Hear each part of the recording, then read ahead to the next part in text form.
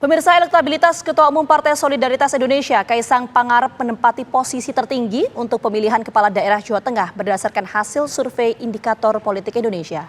Survei dilakukan melalui metode semi terbuka dengan menyodorkan 20 nama calon gubernur yang digadang-gadang akan maju di Pilkada Jawa Tengah.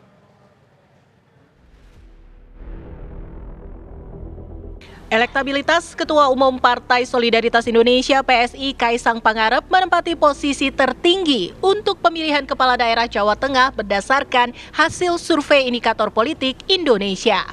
Survei dilakukan melalui metode semi terbuka dengan menyodorkan 20 nama calon gubernur yang digadang-gadang akan maju di Pilkada Jawa Tengah.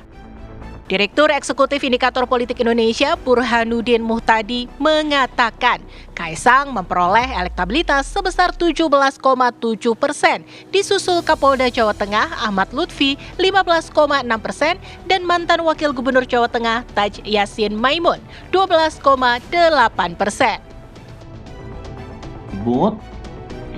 Dan dari 20 nama yang kita tanyakan ada sedikit perubahan atau perbedaan pola dibanding top of mind. Dalam simulasi ini, Kaisang berada di peringkat pertama tetapi dalam selisih margin of error dengan Ahmad Lutfi, Kapolda Jawa Tengah.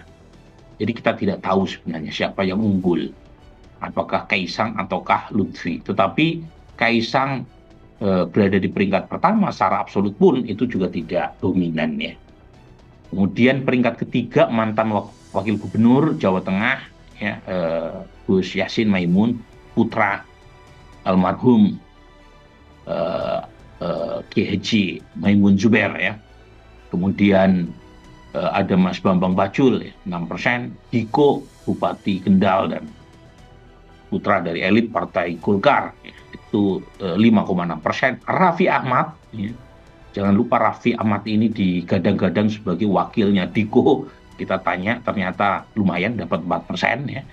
Kemudian Ahmad Hussein ya 3,4%, Yusuf Hudori, Sudaryono masing-masing di kisaran 3%. Kemudian Hendi 2,2%, Joko Sutopo kalau misalnya ini Bupati Wonogiri ya, adik dari Mas Bambang Pacul kalau tidak salah itu 2,1%, Mas Sudirman Said 1,2% dan seterusnya. Menurut Burhan, mayoritas responden memilih nama-nama itu lantaran belum mengetahui nama-nama calon lainnya. Banyak orang menyebut memilih nama-nama tadi karena faktor belum tahu nama calon yang lain, 20,1%. Jadi 1/5 warga Jateng memilih karena taunya ya itu saja, belum tahu nama yang lain. Ini yang kita sebut sekali lagi bahwa Jawa Tengah medan terbuka. Dan dari 20,1% yang menyebut karena faktor alasan ini, itu kita breakdown pilihannya ke beberapa nama teratas, paling banyak milihnya ke Raffi Ahmad.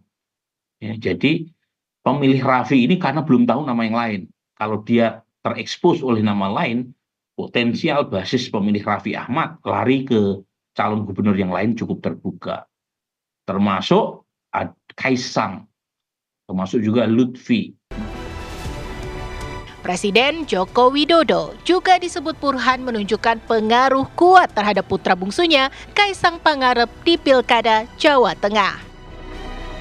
Dan kalau kita lihat alasan lain, 9,6% memilih karena faktor yang bersangkutan berasal dari tokoh politik. Mayoritas memilih Kaisang.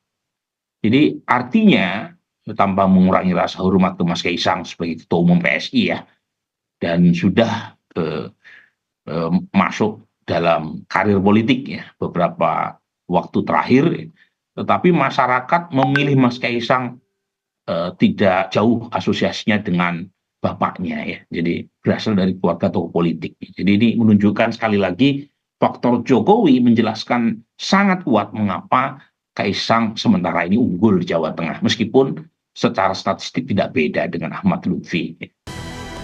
Indikator Politik Indonesia melakukan survei pada 10 hingga 17 Juni 2024 dengan melibatkan 800 responden berusia di atas 17 tahun yang dipilih melalui metode multi-stage random sampling. Margin of error diperkirakan sekitar 3,5% pada tingkat kepercayaan 95%. Tim TV One mengabarkan.